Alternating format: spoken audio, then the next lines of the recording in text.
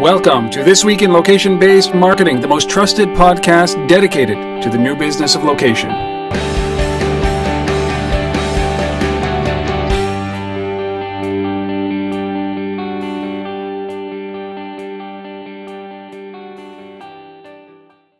Hello, everybody, and welcome to This Week in Location-Based Marketing. This is episode number 123. We are recording this live between Asif and I on Saturday morning. That's March 30th. Happy Easter, everybody, 2013. My name is Rob Woodbridge from Untether.tv, located in Ottawa, Ontario, Canada. The spring has sprung and the sun is out.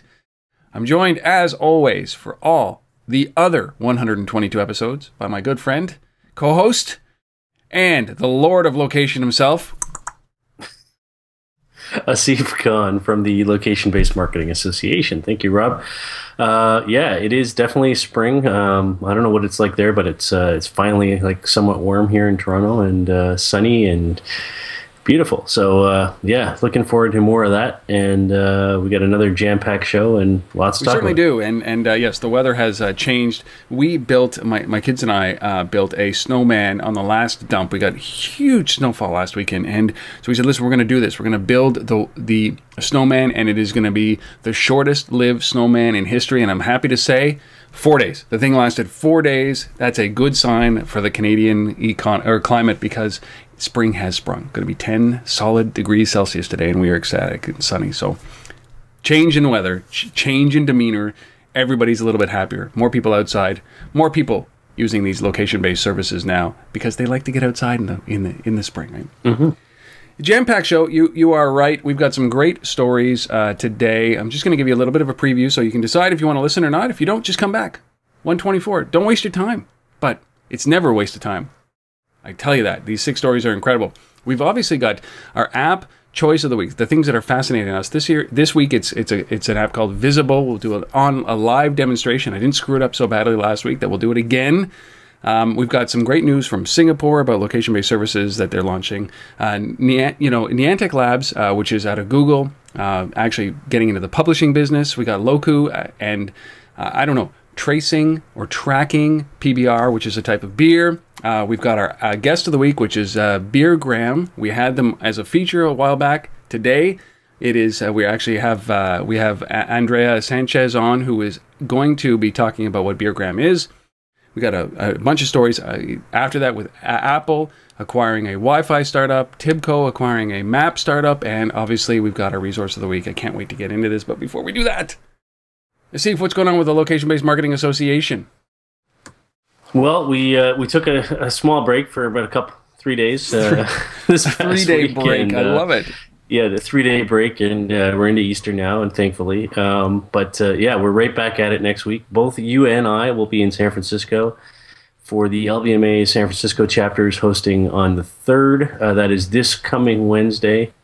An event called Developing for Location with a phenomenal group of speakers from Urban Airship and Pushpoint Mobile and Locate, and just the list goes on and on of people that are there to talk to us about tools and SDKs and how to build location into what you're doing. So if you're a developer, if you're not a developer, it doesn't matter. We want you to come out. So that's April the 3rd in the evening at Edelman's head office in San Francisco. So want to get into that agency world too? There's an easy way to do it.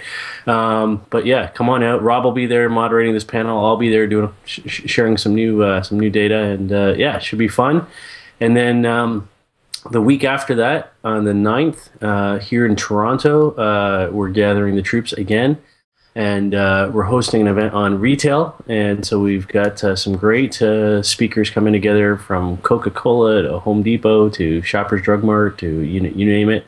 And it's being moderated and held at Google's new Toronto headquarters, which has been getting lots of press around the design and amazing work that they put into kind of putting this new space together. So if you want a chance to get into Google's headquarters, there you go. We've made it happen. And our good buddy Dave Coleman's going to be moderating that panel. And then the week after that is the RAMP conference in Chicago. So again, retail oriented. About 400 or 500 key people in the retail industry are gathering in Chicago, 15th to 17th. So plenty going on. There's always stuff happening, and yeah, we hope you can make it out to some of it. It just sounds like there is never a 3-day break. I love that, but it's quite literally, it is. That's a respite for the LBMA team. Yeah. But the event in San Francisco, it's, even if it's geared towards, it's not geared towards a technical crowd, or else I wouldn't be there, because that would be embarrassing. But there's an opportunity here for companies. If you're listening to this and you're in the area, and you've always wanted to meet Scott Kveton from Urban Airship or Rip, right? These are guys that are pioneers in this industry. It's going to be an intimate event, and you have an opportunity to sit in front of those guys and then corner them quite literally and ask them any question you want about what they're doing and how they're doing it. It's a great opportunity for young entrepreneurs and young companies to be able to get the relationships that you need.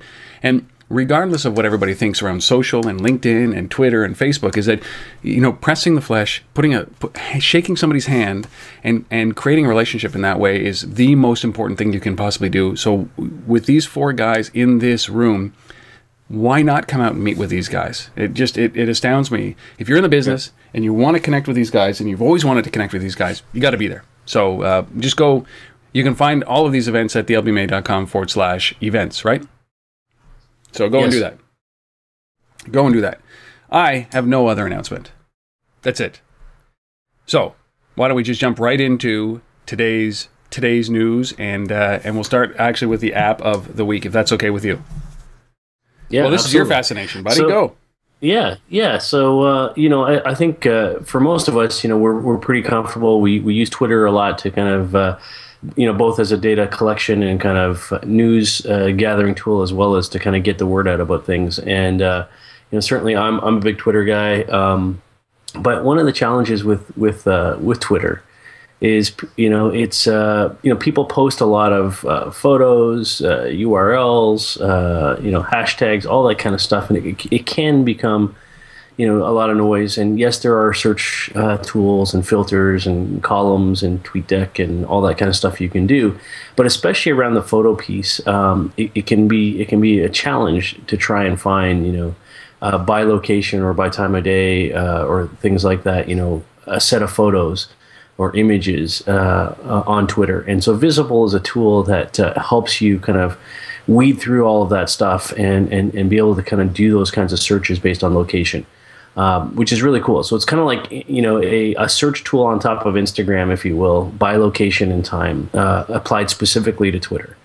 And I think that's quite interesting. That's quite useful in many ways. If you're a brand, you're trying to monitor the usage of your logo or things like that, this can be an interesting way to kind of aid you in that process.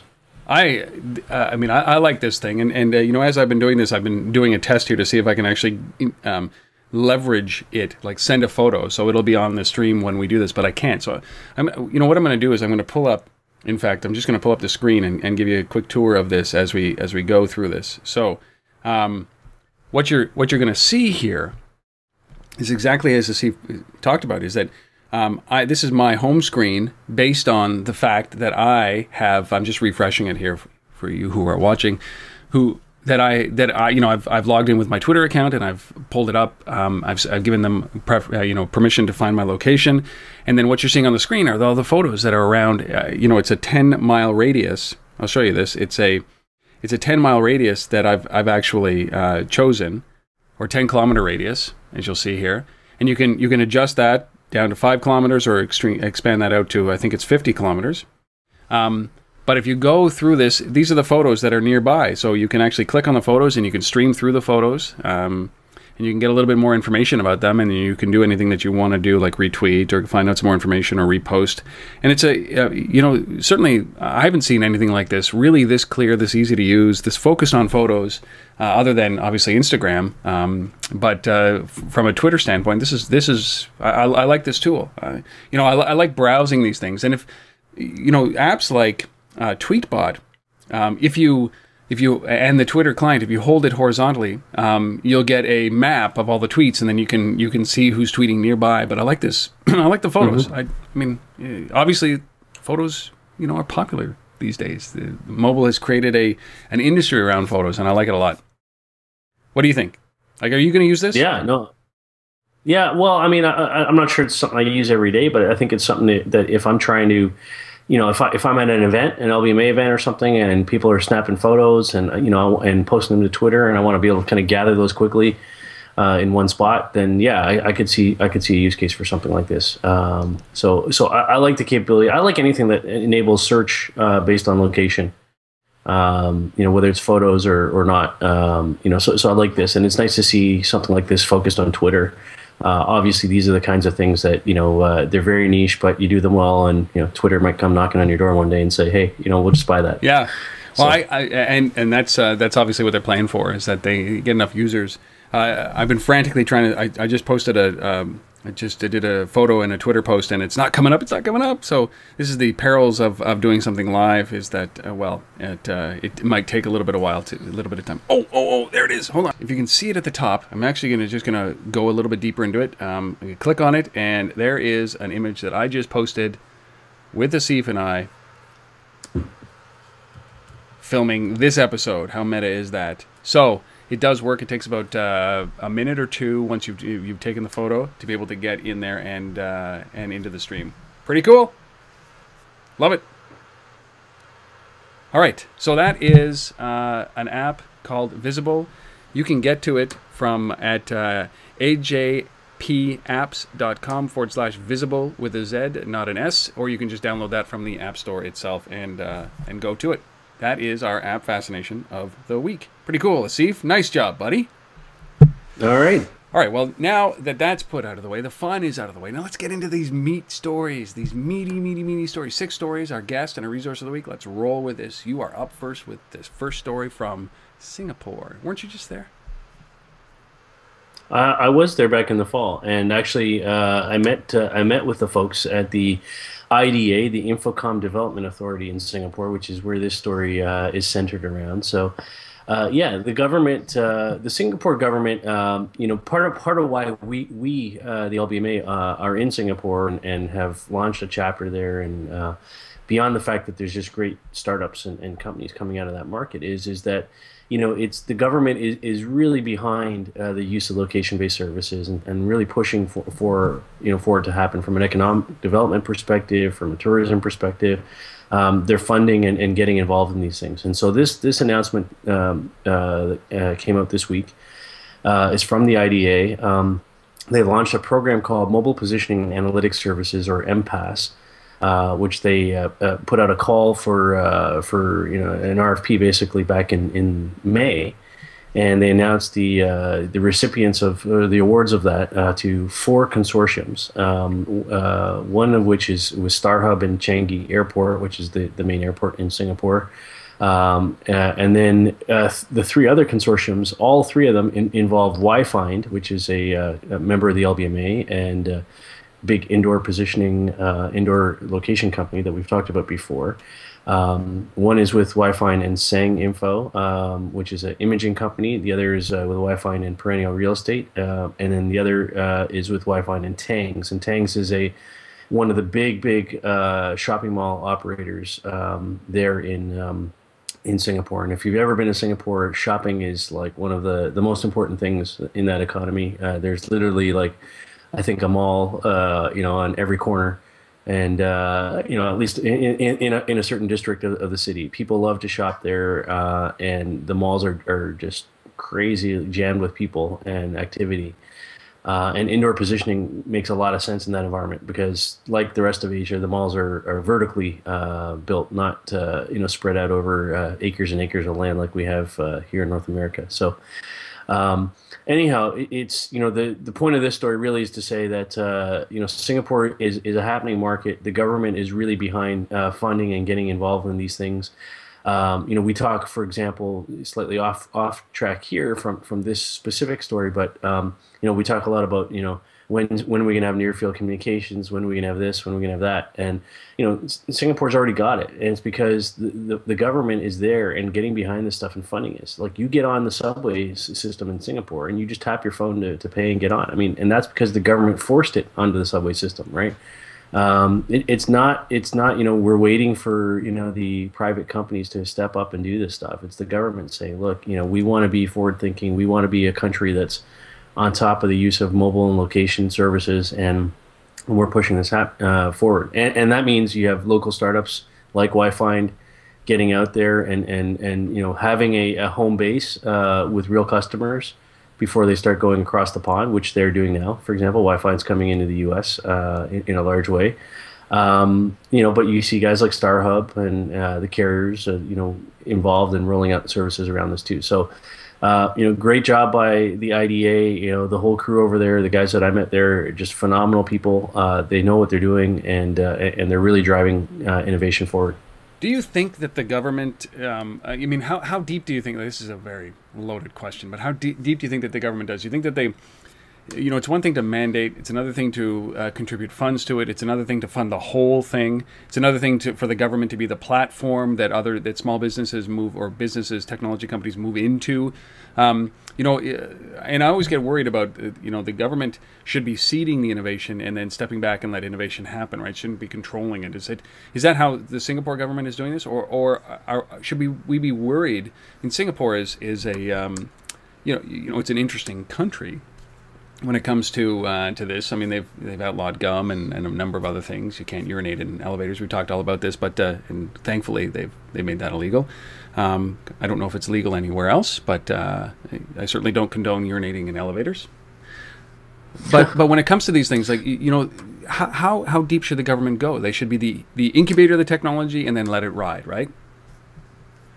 Yeah, I mean, I think the role of the government here is twofold. I think they have a responsibility to, conduct research, and understand, what the citizens want, what they're willing to embrace, and provide the data to back up the use of these services. So, and I know the IDA in Singapore does a lot of research around this. They publish white papers around location-based services and whatnot. We're in fact looking to collaborate with them on some research pieces right now. So I think that's one aspect of what they need to do. And then, the second piece always is to help operationalize some of these services. So, not necessarily completely fund the things, right, or what have you, but to come in and say, look, or we own these assets, these buildings, these properties, these, whatever, we're offering them up, as test cases, or, we'll facilitate, relationships or introductions between, this startup and this, carrier, or this, retailer, or what have you. So, helping put pieces together. I think their job is as a research entity and as a facilitator, and somewhat, of a funding body to some extent, right, to help enable. But I don't think, any government should be completely, funding these things. I don't think that's, a proper mode of operation. But I think, so I think the IDA is in the right mix here of things. Oh, very cool, and I like that. It's where innovation stems, and I would hope that a country like Canada, who's looking for a platform, really looking for something that a population can get behind, would look at what Singapore is doing and embrace this. And I put a challenge out there to the Canadian government to say, why don't you think about, you can't sell the next generation of government worker on working for the government or being close to a coffee shop or having low cubicles. You sell them on a vision, and the vision, why isn't the vision about creating Canada as a mobile first country, right? Like enabling it like Singapore's done. And so anytime I see an example of a country that's doing this, I wonder why we haven't started that in North America, or specifically in Canada, but it's very cool. Singapore. Yeah. Go Singapore. There you go. Learn from them. Work with them. All right, so our second story. Now you're Google, right? You're this big company. 90% of your revenue comes from search and ad and display. You're moving into all these different directions that are extensions of that, which is the Google Glass, which is the next iteration of always-on, pervasive, location-based connectivity and around context, but it's all about ads. They bought this company called Niantic Labs, and in November of 2012, Niantic launched their first game, which is a location-based game. We talked about this during the episode in November, one of the episodes in November, called Ingress. And it made sense, right? Which is a location-based game. It's contextual. It's on the Android platform only. It's a beta. It's an invite-only game. And then, recently, this week, Niantic Labs starts talking about publishing ebooks. Asif, around Ingress, the game, and the concepts in the game, and they're actually going to be going live with a book on April 2nd. This is a game that's in beta, that's invite-only, and on one platform. But it is apparently one of the most addictive games. I've read reports doing research for this that people are on it every single day. They've been on it every single day since the day it launched 6 months ago, which is crazy to me. You talk about engagement, they've done it right, but now they're getting into the world's second oldest profession, it would seem, which is in the publishing business, right? Yeah. Yeah, it's interesting. So what they've done here is they've partnered up with an author named Thomas Grenanius, and I don't know if I'm saying his name right, but we'll go with that. And this book is to be called Alignment Ingress, and as you say, it's being published in April. There's huge traction apparently around this game. I haven't actually seen numbers specifically on how many people are using this, but apparently the engagement is high. It's quite sticky.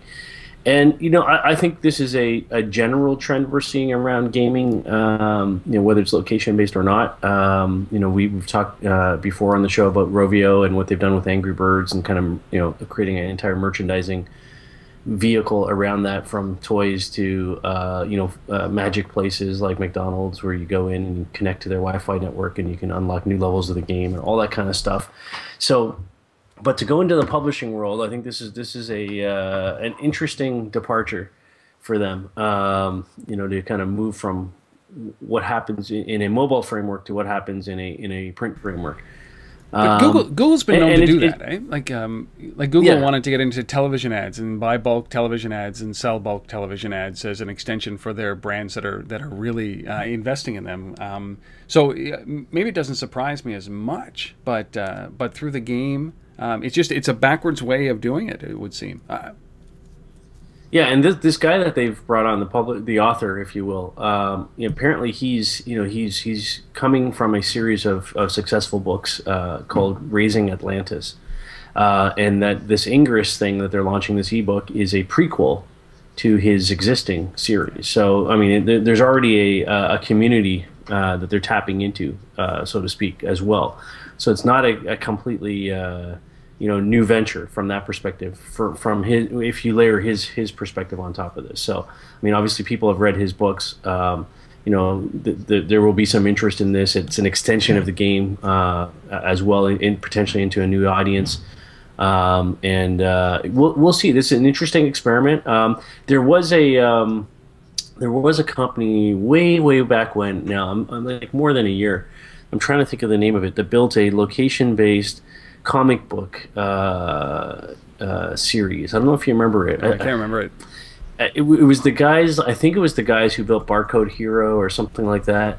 That kind of pivoted it into comic books. And so what they did was they wrote a comic book series, and you would have to go to certain places and I think scan barcodes, if I recall. And every time you went to one of these places and scanned a barcode, it opened up a new chapter of the book that you couldn't get otherwise. And that was kind of interesting, but it was still digital. Like and as is this is an ebook, so we're not talking about physically printing here, but still, I see some similarities to that. So I'll see if I can dig that up in time for the next show. I can't remember now, but I want to say. It was definitely a comic book series, and I think it was the Barcode Hero guys that had done that. But that's this is an interesting play because it is a like if you talk about an experiment in developing a new audience, leveraging somebody else's audience to develop a new audience for something like Niantic for Ingress. This could be a great case study in order to be able to do that. You take a known brand with an audience, and you take an emerging brand in Ingress and Niantic Labs, and you put them together, and you create this backstory that creates, obviously, as you said, more loyalty for the game itself, and it's still in beta. So you are creating anticipation in a positive way for the game to come out across other platforms if it should ever do that. So interesting time when we get into ebooks. semi-traditional publishing, I would say, and a location-based game. Very, very, very interesting. And I can't find, for the life of me, I can't find any numbers about how many people are playing Ingress. So if you guys know that, tweet at us and let us know, please. Yeah.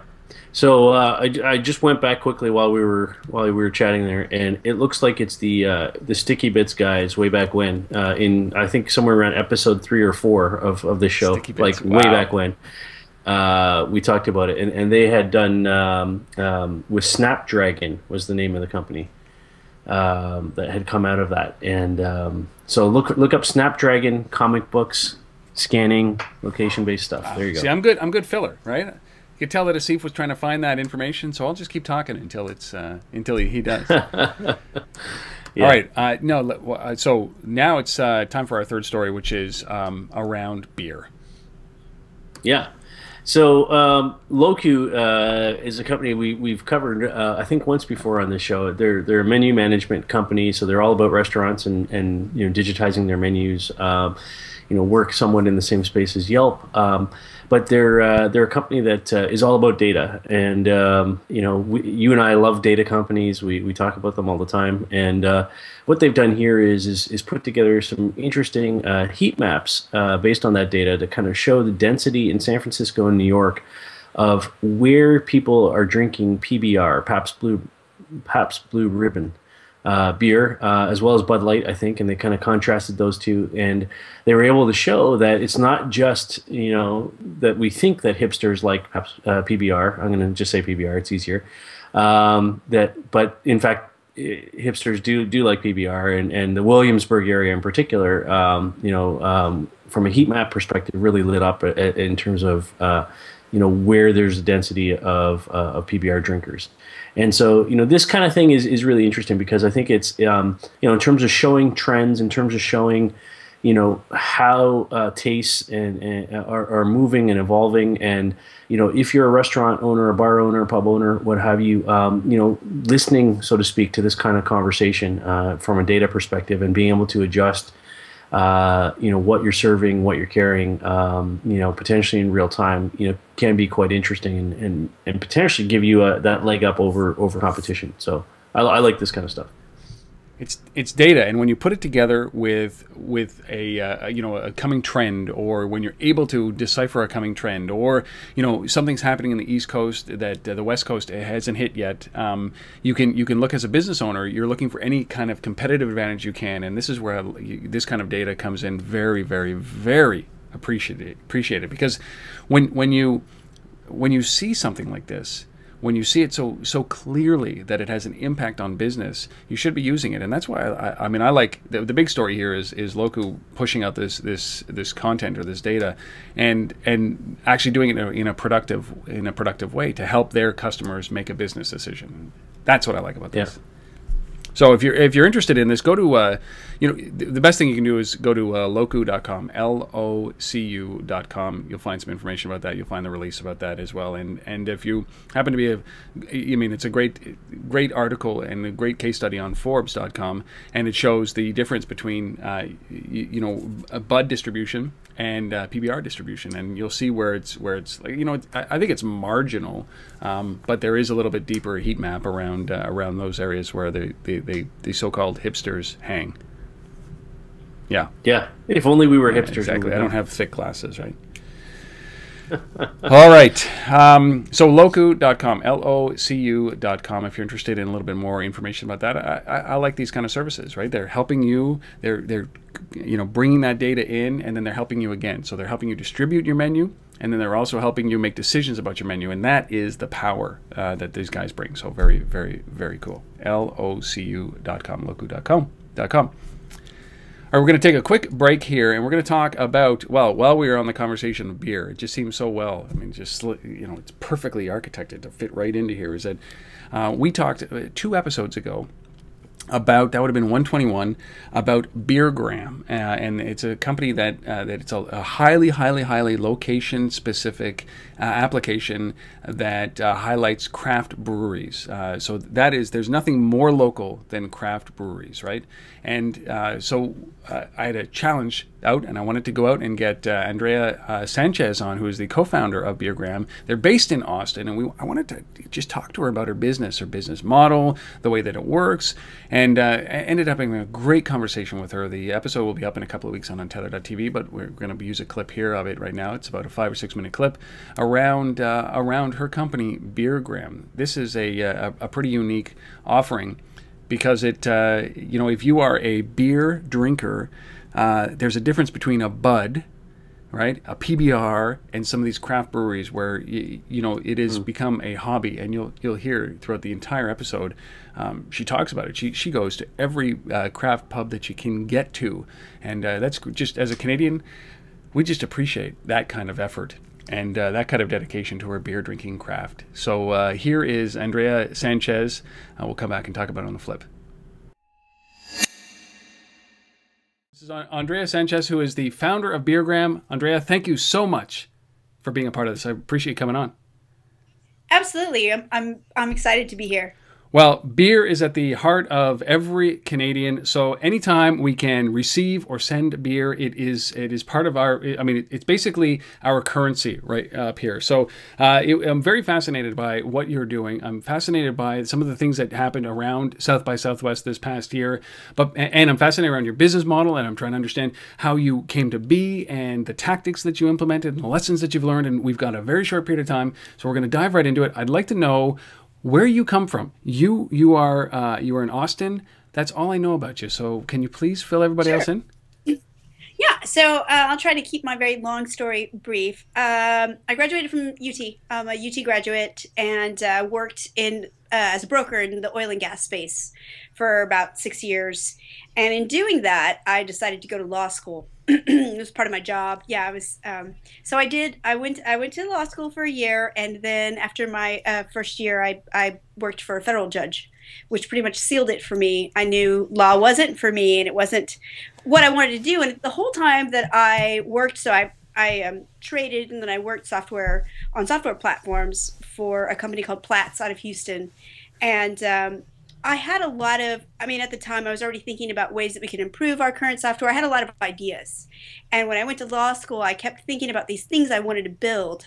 So I dropped out of law school and came back to Austin to study computer science in the evenings. And I learned, this was before the iPhone had come out. There was a lot of things that I wanted to create, basically web apps, but there wasn't the right platform. Then we had the iPhone, and that the rest was history. So that's kind of like, how I got started.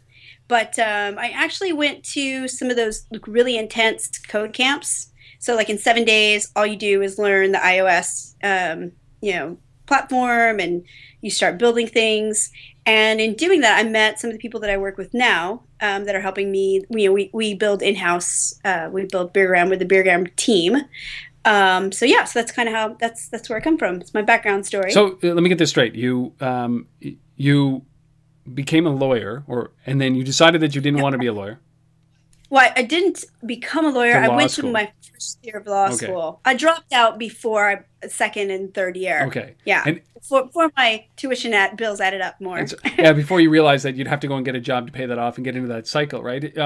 Exactly. Were you always? Did you always have that kind of entrepreneurial feeling that you wanted to do something on your own, independent?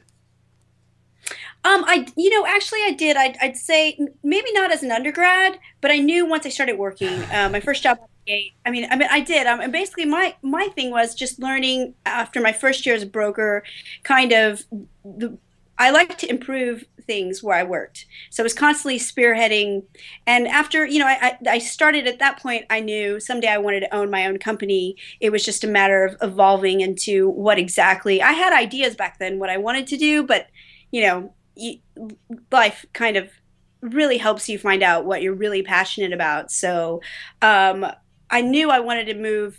The ideas that I had, kind of were more complicated than what Beergram is today. But the whole everything that I was kind of driving towards, I thought that search in and of itself was very inefficient. And so, and how we collect data on the internet at the time, but when I dropped out of law school. But my desires were not just compiling lists, but it was how I was socially sharing them with my friends. And even beyond that, when I got married and I had a baby, I thought it was a pity that the only time you're allowed to share this list of things that you want is when you get married or if you have a child. I thought, what about the rest of the population? Not to mention, there's a lot of things that could be shared socially because we're so connected now. We have Facebook and Twitter, but there wasn't an easy, tangible way to interact. So if I'm friends with you and we're engaging every day, but you live in another state, which is very common for a lot of people on Facebook because they're, half their friends are from high school. So what do I do for you? I don't really know who you are anymore because it's been years since I've physically had contact with you, and I get the best parts of you on your social feed, right? I'm not, So if I wanted to do something just that was a tangible interaction, what would it be? And how do I get away with doing that several times a month, not breaking my wallet? And please don't make me shop online. That was the other thing, is that if you just, going into data and looking at how much sales brick and mortar, they'll do like 8% from online, majority comes from in-store, but people have a better experience online because they get ratings and reviews, et cetera, but nobody really enjoys doing it. So shopping for your friend is even harder. So for me, there's a couple of things.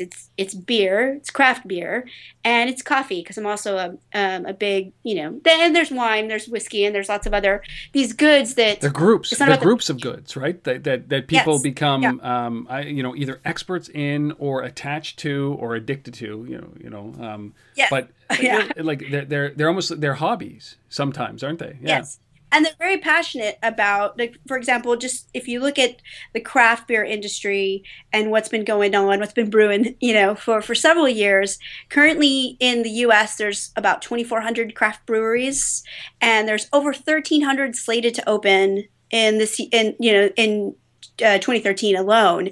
So you have this really dynamic market where people are looking for, that small batch brew. When is it going to be available? And it becomes like, I call it baseball cards for adults, basically, because you want to you want to not just taste it, but you want to collect that moment and you want to share that moment. So we have like this 2-layered model where people are able to do something that, we call social touch. It's inexpensive. It's accessible. So you're not, the friend that's receiving it gets this really cool experience because the Beergram, you buy it via the app, and it's sent to their mobile, and so they can redeem it whenever they want. The Beergram actually lives on the iPhone, and you're, as a friend, to treat somebody socially, you purchase it within the app. That is Andrea Sanchez. She is a co-founder of Beergram. You can go to Beergram at beergr.am, like it spells Beergram, but it's a .am at the end. Very fascinating. The difference between something like this and all the other, beer distribution companies and sites that are out there is that this is very, very, very specialized, highly local. I think the challenges for her are distribution, getting this out to as many craft breweries as she can. And if she has to go to every single one to test it, I think that there's a desire to do that. And I really appreciate the fact that she had a chance to come on, and we are very thankful that she allowed us to use that clip for This Week in Location-based marketing. I like Canadians and beer. I was trying to explain to her the relationship that Canadians have with beer, and I said we spend our entire winter kind of, at least in the the Northeast, hemmed in with snow, like it's 6 foot, 7 foot snowbanks outside. But if you offered free beer, she was saying that she had a challenge at South by Southwest because nobody really was interested in free beer anymore, right? Because it's free everywhere. And I said, look, you know what? Bring that up to Canada. We will leave our homes in winter for free beer, right? I will walk 25 miles in the snow to get a free beer in winter.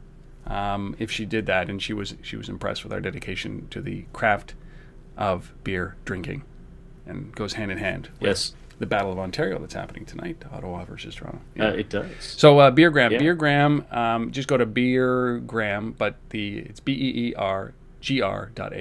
Thank you, Andrea, for coming on. That's our guest. Okay. All right. Our next story, actually, our next two stories are acquisition-based stories. The first is Apple, who we talked about last week, is back at it again, and this time they've acquired a company called WiFiSlam. Reports are about $20 million for this deal, for this acquisition. WiFiSlam is a company that is a technical company that's been kind of working in the indoor location or indoor positioning space. We keep talking about this space; it doesn't go away. It's the hottest thing out there, according to Forbes, and we seem almost every other week at least to have something to talk about around indoor location or indoor positioning. This time it's an acquisition, and we know Apple's had some challenges with their Maps products and their Wi-Fi capabilities, and I think this is a good thing for them. This is a solid company, been around for a little while. They've got some good back-end technology around Wi-Fi triangulation or trilateration, depending on how you want to look at it. This is just a pure technical acquisition. This is there's some IP here. There's some great people that understand the space. Apple wants to get better in this space. Don't be surprised if you see this layered into their Maps, their own Maps product shortly. We know Google's got very strong indoor location and Wi-Fi capabilities layered on top of their Maps, and Apple wants to make sure that they're catching up to that. So this is how they do it. Pretty straightforward. I got a question about this, Asif, around indoor. It's interesting, but these guys they're using Wi-Fi, which is Yep. Yeah, and we've talked about the Moves app as well, kind of leveraging everything and at the last moment kind of going up for a real GPS satellite to device communication, right? That's got to be for battery consumption, right? They're trying to mitigate the drain on the battery. Well, with the Moves app for sure, because it's always on. But even with these guys, I mean, this is a natural extension. I was reading an article in Fast Company that said this is a natural extension to the way that Apple already does their location services. Remember, they got into a whole, a host of lot of hot water around having the unencrypted file of location, the locations that you visited that the phone tracks. But that's really to enable the semblance of faster location services, right? So that they cache it, they know where you are based on the triangulation of cell towers and Wi-Fi.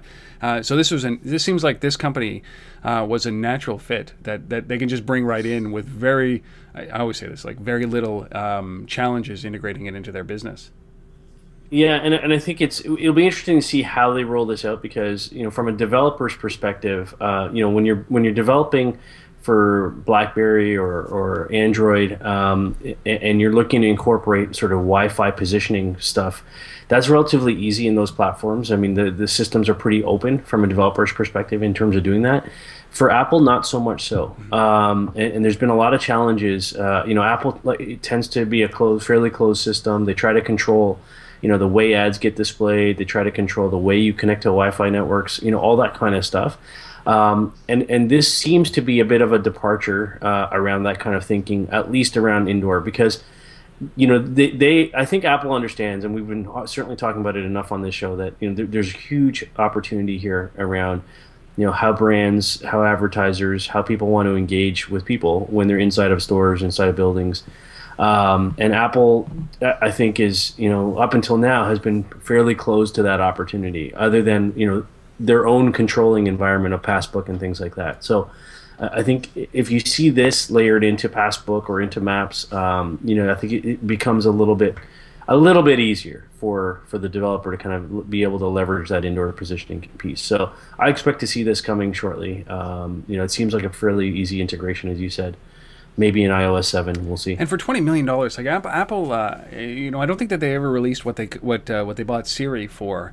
a couple of years ago. But it was it was a micro transaction compared to the things that we've been hearing out in the marketplace these days for some of the companies. And this seems like a pretty reasonable valuation. Like, I think so. You know, in terms of how much cash Apple has in the bank and their ability to go buy, you know, a TV network or two or all five of them, or, you know, a $20 million acquisition, strategic acquisition like this that enhances a service, you know, and I think that even talking the Fast Company article about, you know, enhancing and even further integration with Siri. So I love these little, you know, small buys like that. You know, it's like sabermetrics in baseball, right? Where you're looking at a different metric to bring into that augments something that your existing service plus this little acquisition equals you know, an exponential growth, as opposed to going out and spending $1 billion on a company that has a huge audience you're gonna have challenges integrating into your company. So I like these little tiny little buys.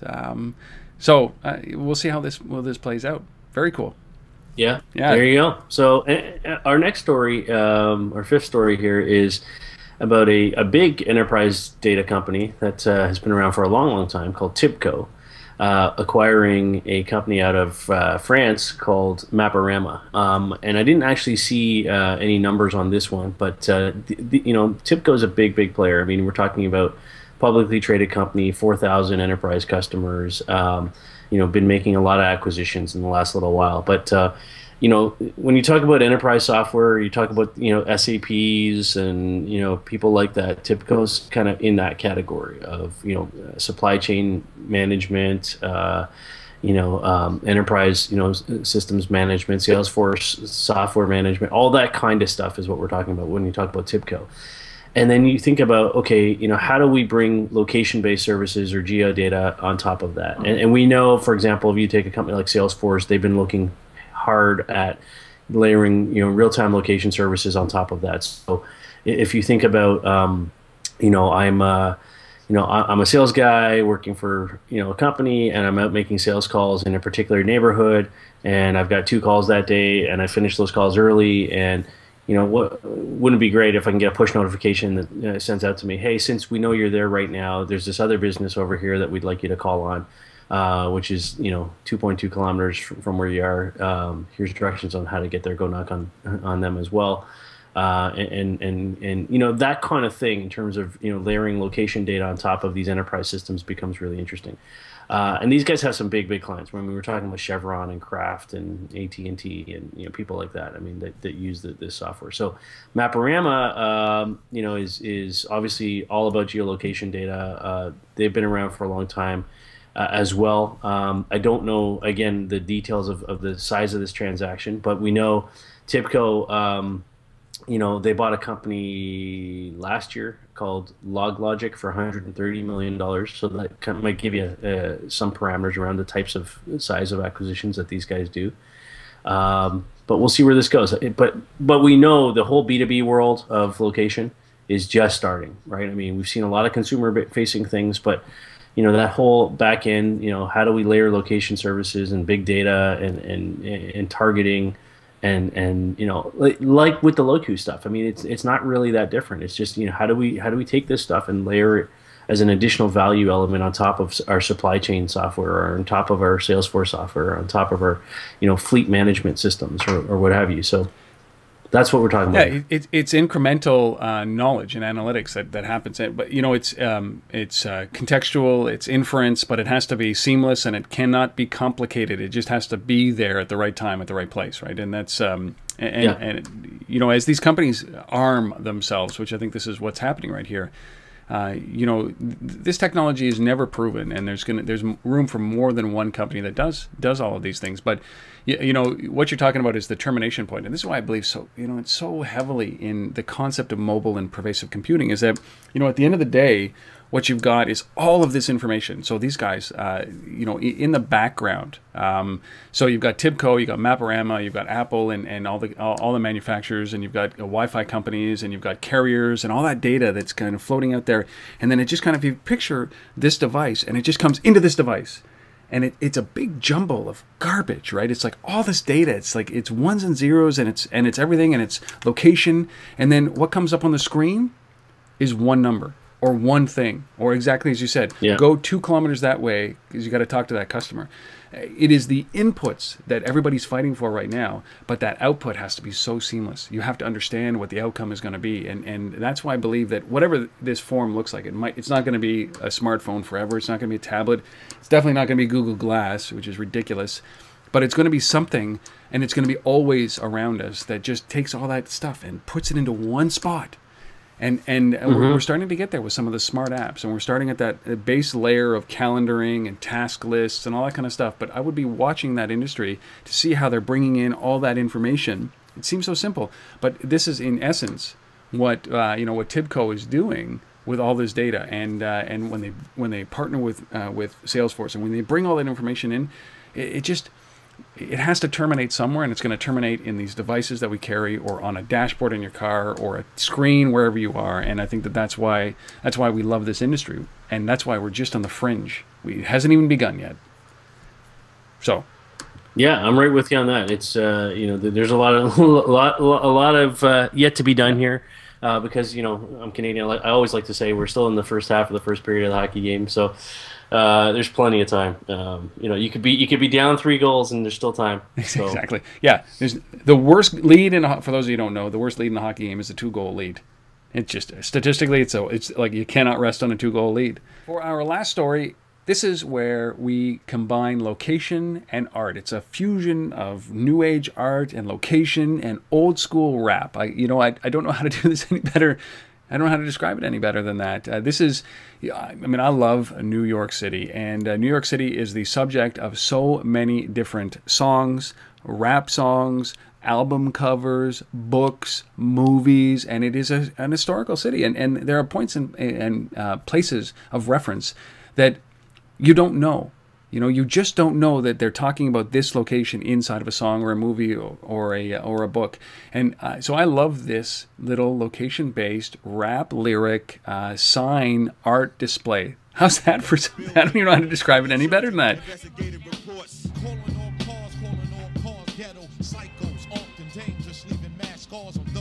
Rap Quotes is a project that plots the exact locations of corners and just very specific locations mentioned in rap songs. You're the next contestant. Get your pockets dug from all your chemical bankings. Caught them at the red light on Putnam Avenue in Franklin. A lot of rappers call out their block. When you're on a corner that's called out in a song, I think it's cool to know that. 158 Lewis Avenue between Lafayette and Van Buren. That was back during the days of hanging on my Bed-Stuy block with Spencer Mitch. The first one I thought of was Big L. 139 in Lenox Ave, there's a big park. On 139 in Lenox Ave, there's a big park. And if you're soft, don't walk through it when it gets dark. And then it became sort of a scavenger hunt. So we're about here. I'm thinking we go downtown and do the J. Rue sign and then work our way back. Fucked up street pole. I think the bitch is lying, it's a setup, I can smell it. But ignorance is running rampant. Alright, baby, show me the exact spot. Meet me at Hoyt and Skimmerhorn at 3 on the dot. Yeah, it's really cool. So this guy, Jay Shells is the name of this artist. He's a street artist. He's done stuff in subways. He's done stuff with animals. He's done stuff with human behavior. He's kind of all over the place, so always trying to find something new. And so what he's done here is he's taken lyrics from rap songs from Kanye West, Jay-Z, Mos Def, Nas, a whole bunch of different people, where in their songs, in their lyrics, they reference places in New York City. So it might be an intersection, it might be a street, it might be a building, whatever it is. And then he's created, as he does with all of his art, these kind of street signs, so to speak, with the lyrics printed on them, and place them at the place, at the actual location that's been referenced in the lyric. So it's just a great way to kind of bring an exposure, if you will, to that lyric in context of where it actually is, the place it's actually referencing. I love this kind of stuff. There's I think there's a huge opportunity here between to fuse art, music, and location. We've talked about bands that have started recording albums based on location, like Blue Brain. We've talked about what Spun's been doing around this kind of stuff. And I think this is an untapped area. And you think about media companies that have all kinds of great content. This is how they should be starting to kind of push that content out based on location. So I love this stuff. And I have nothing else to add. I mean, this is the true blending of art and location and technology and music and So I'm 100% behind this, and I think that not everything has to be a physical representation like a street sign, because you can do this in the digital layer, like you mentioned. Spun did that. They had an ability to take an article. It might have been from the Gothamist around famous album covers shot in New York City, and they had the ability to add a location layer, which was, listen, when I'm walking past that place, notify me, because I want to see it in real life. So this is where they filmed, or they took the cover of the Bob Dylan album, and you could get a kind of a location aware notification that said you're standing in that location. I think that stuff to me makes tourist attractions and this kind of artistic interpretation something that is tangible, real. So, God, I love this stuff. I love this stuff. This is where location and art just put together. It's a great display. Very cool. So if you're interested in that, you can go to animalnewyork.com. You do a search for Jay Shell's rap quotes. Or you can just look it up on the Gothamist. There's a great article with a bunch of photos on there as well. And if you're interested in the Spun stuff, just go to getspun.com. All right, those are the 6 stories. That is our app fascination with Visible.com. That is our guest, which is Beergram, and the co-founder, Andrea Sanchez. One last piece of business here. An organization called Roundbuzz released a white paper, location SMS white paper. This is it's not new to us, but certainly, why don't you give us a little bit of detail about what that is? Yeah, so these guys are, Roundbuzz obviously, is a location SMS platform. So they put out this white paper to kind of share some of the key stats around how SMS is evolving. You and I, love SMS. We think it's a good engagement channel from a location perspective. So they've pulled a bunch of data together here. Apparently, in terms of what people do with their mobile devices, the number 2 thing after taking a picture, 80% of folks use their phone to send or receive SMSs. Not a big surprise there.